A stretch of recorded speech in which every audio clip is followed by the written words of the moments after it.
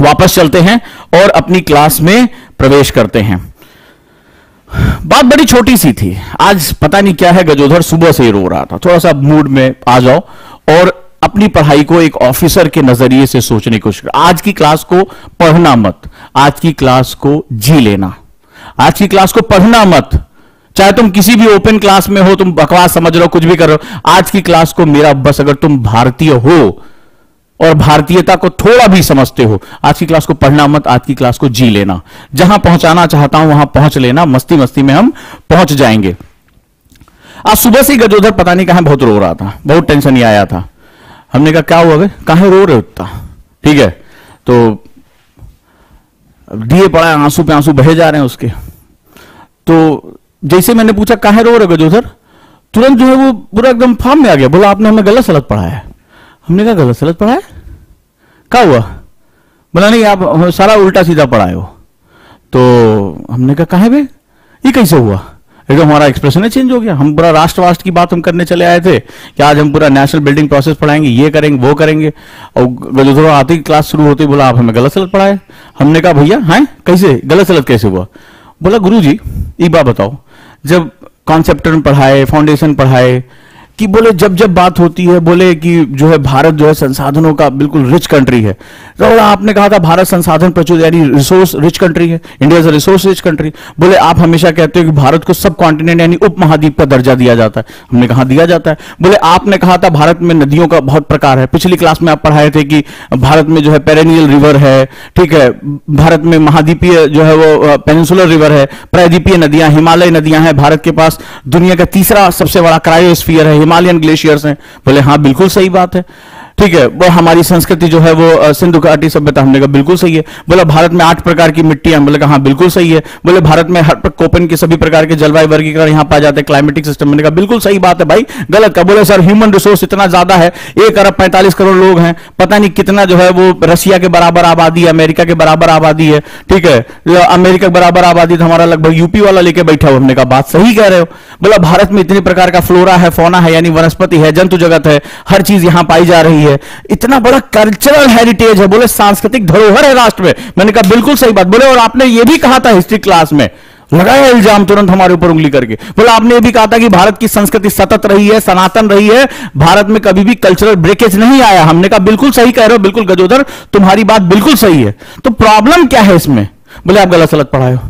बोले गुरुजी ठीक है, अगर भारत संसाधन प्रचुर है, लगा रोने उस पे, लगा रोने, मार weeping weeping. If India is resource rich country, if India is resource rich country, बोला गुरुजी बताओ मेरे देश की हालत ऐसी क्यों है?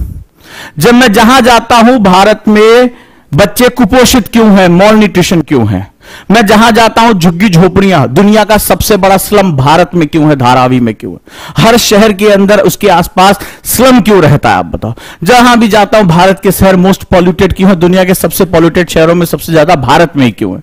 भारत में ही मॉल न्यूट्रिशन क्यों है? पिछली क्लास में बताया था कि हमारी आधी आबादी जो हमारी महिला आबादी है उसको बहुत बड़ी मात्रा में सिर्फ पीने का पानी, 20 लीटर पानी इकट्ठा करने में अपने श्रम का बड़ा हिस्सा खर्च करना पड़ता है। और जिनको पीने का पानी मिल भी रहा है वो जीवन के स्तर पर बिल्कुल सही नहीं है, वो जानवरों के स्तर का पानी पी रहे हैं। भारत में इतनी बेरोजगारी है, भारत में इतना कुपोषण है, भारत में गरीबी है।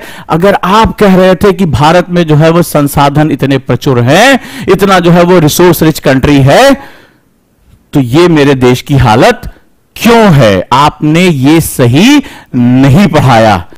मैंने कहा बात तो सही कह रहा है। अब लगा पूछने क्यों क्यों क्यों, जैसे वो किसी जो है वो एक बोलता है कि मैं तुमसे ब्रेकअप कर रहा हूं, तो लड़की पूछती क्यों क्यों क्यों, ऐसा क्या किया है, या लड़का पूछता है। तो लगा मेरे से पूछने क्यों क्यों क्यों, आज कुछ ज्यादा इमोशनल था देश को लेकर। मैंने कहा पहली बात काम एक काम कर, तू रोना बंद कर। जब जब तू रोता है तो तुम्हारे आंसू भी बहते हैं, तेरी नाक भी बहती है। बंद कर पहले ये ड्रामा, ठीक है। और सुनो, तुम्हारा क्वेश्चन बड़ा गहरा है। तुमने बिल्कुल सही कहा, जो तुमने भूगोल की किताबों में पढ़ा, तुमने इकोनॉमी की किताबों में पढ़ा, वो बिल्कुल सही है गजोदर, बिल्कुल सही है। थोड़ी नाक अंदर पहुंच पहले, हाँ नाक पहुंच, अब काम शुरू कर। बोले बिल्कुल सही है गुरुजी, आप बताओ क्या है? मैंने कहा तुम्हारी बात बहुत गहरी है और बहुत सही है, कि क्वेश्चन तुम्हारा बहुत सही है, और तुम्हारे मास्टरों ने खूब तुम्हें ज्योग्राफी में रटाया भी, एक भारत में रिसोर्स है। भारत संसाधन प्रचुर देश तो है, लेकिन संसाधनों के कुप्रबंधन का देश है। यानी India is resource rich country, but India is resource mismanage country. India is resource rich country, ये संसाधन प्रचुर देश है, but India is resource mismanage country. यानी भारत संसाधनों के कुप्रबंधन का देश है। तेरे पास नदियां हैं, कोई मना नहीं कर रहा है, मिट्टी है, जलवायु है, लोग है, ठीक है, संसाधन है, वन है, जीव जंतु हैं।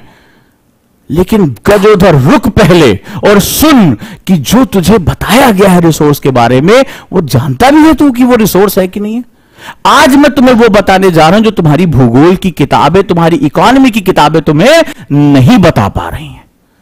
तो अगर कहानी सुनना चाहते हो तो आंख से आंसू और नाक से जो निकल रहा है उसको पोंछो और मेरी बात को ध्यान से सुनो। मैंने कहा पहले ये समझो गजोधर, ठीक है, हम अपने कूल ड्यूड अवतार में आ गए, ठीक है, उजांग सर कूल ड्यूड। तो मैंने कहा अब तुम्हारे इस सवाल का मैं जवाब दे रहा हूं, नाक अगर पोंछ ली हो तो शुरू करो और पहले समझो ये रिसोर्स होता क्या है। ठीक है, तो मैंने कहा गजोधर और सबसे पहले बताता हूं what is the meaning of resource. तो गजोधर की आदत है, ज्योग्राफी पढ़ी चुका था, आपने भी पढ़ी होगी, ठीक। तो गजोधर ने कहा रिसोर्स हम बताते हैं ना गुरुजी। तुरंत बोला sir natural resource, capital resource, human resource, economic किताब में लिखा है, हमने पढ़ा है, बिल्कुल सही कह रहा है।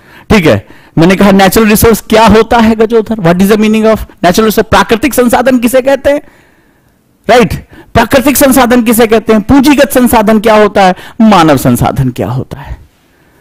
तो गजोधर क्या बोला, नेचुरल रिसोर्स किसे कहते हैं, किसे कहते हैं नेचुरल रिसोर्स, तुम भी जल्दी बता दो किसे कहते हैं नेचुरल रिसोर्स।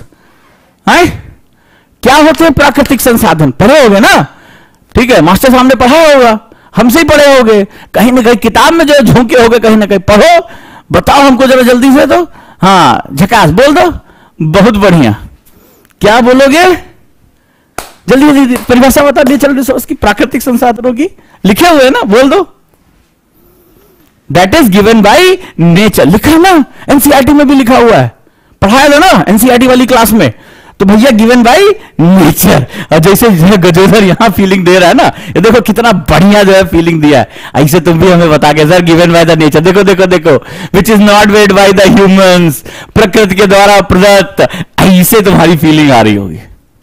इस समय तुम्हारी फीलिंग यही वाली होगी। एकदम सही जवाब दिए हैं नेचुरल रिसोर्स का, है क्यों सही है। हाँ टाइप करके देखो धाय से सब ऐसे हे भेजे जा रहे हैं, बिल्कुल यही फीलिंग आ रही है, बिल्कुल यही फीलिंग आ